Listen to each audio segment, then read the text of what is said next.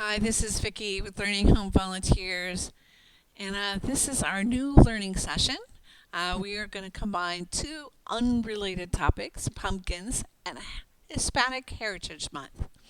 This year we got a generous donation from Barbara Pearson, who made sure all of our learners will have a pumpkin to explore. This learning session, we're going to get to do some experiments with pumpkins and then engage in a long-term observation about decay as we watch our pumpkins decay back into the ground. But more about that later. Hispanic Heritage Month actually started on September 15th this year, kicking off our national celebration celebrating achievements and contributions of Hispanic American champions and Hispanic culture. Camilla will be reading a prize award winning book entitled Sonadores, which is by Yui Yi Morales, who was born in Mexico and raised actually by her grandmothers, and was enchanted by the magical stories that were told in her family. She immigrated to the United States in 1994 and draws upon her family's legacy and heritage for her writing. And I must say, her books are delicious. They're visually enchanting and soulful all at the same time. But before we dive into our activities, I wanted to highlight some really big changes that were captured in the last census.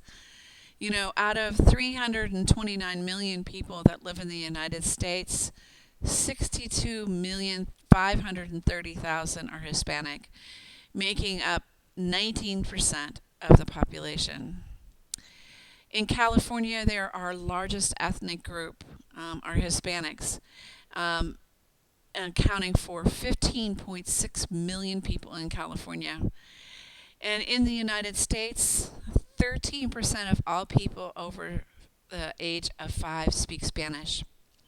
Now, Hispanic people, I'm sure I don't have to tell you this, come from many different nations, different cultures and traditions.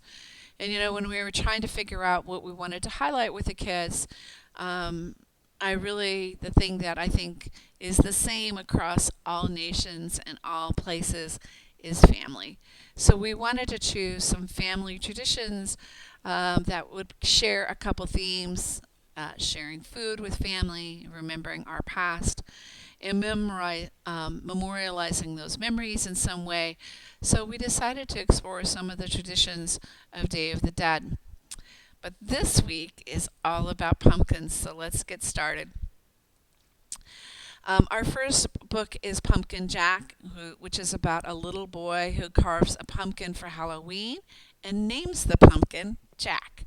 We get to see Jack decay after he's put outside after Halloween, and he gets smaller and smaller. And then in the spring, Jack delivers a special surprise. Sonadores is about making home in a new place, and with family, any new place can become a home, as we find out. And finally, our last book, Dia de los Muertos, shares the traditions of Day of the Dead celebrated in Mexico and other Central American countries, explained to us by a sugar skull, a puppet, which is actually pretty fun. In your box for activity number one, you're going to find some paper materials to guide you in recording things about your pumpkin investigation and guide you with conversations about the pumpkins. Let's start with the little book. The little book asks the child to use their senses to learn about pumpkins, what color it is, how it feels, does it have a stem, and so forth. And they can use their Unifix cubes to measure how big their pumpkin is. We've also included two sheets of paper to help us all learn new words related to pumpkin. And those sheets are actually translated into both English and in Spanish. Like, who knew that those were called flesh, the yellow stuff? Not me. That's new for me, too. You're also going to have some additional sheets for recording, you know, what they find inside the pumpkin as they cut into it. They can sort those materials in using the pumpkin sorting with flesh in one chunk and seeds in another, and the fibrous materials using this sheet. Um, but really, our real exercise for our pumpkins is to allow the child to experience the process of decay. You know, decay of plant life feeds the soil, and new plants are coming, are fed from them, as we discover in our book Pumpkin Jack. So, as the process of decay happens, we want to start by putting our pumpkin pieces in a Ziploc bag and seal it. Sealing it will do two things. It will keep the smell out so you don't smell it in the house, but more importantly, will create a hotter environment. And the hotter it is, the faster it will decay. The first steps you'll see will be like this: condensation and stuff growing on the pumpkin itself. Then it will become more pervasive, with you can see it cooling down after it's hot up. And then it will finally decay to actually dirt.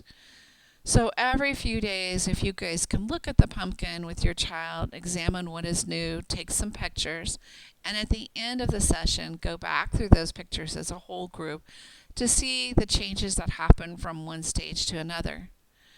And when you're done with your pumpkin, please put the pumpkin outside. It will turn into dirt, just like we're seeing here. But more importantly, it'll feed the little critters. The soil, the animals, the bugs will eat it, and it'll be gone in no time. This is activity number 2. We're going to make a paper mache pumpkin. We have provided newsprint paper, glue, a balloon, and you're going to need some water. First, we want to make some paper mache paste by mixing equal parts of glue to equal parts of water, that ratio being 1:1. Next, we're going to want to blow up the balloon as big as you want the paper mache pumpkin to be. You want to tie the balloon off, and this is what we're going to apply the mache paper to. Next, you'll take those strips of paper, dip them in the glue and water mixture.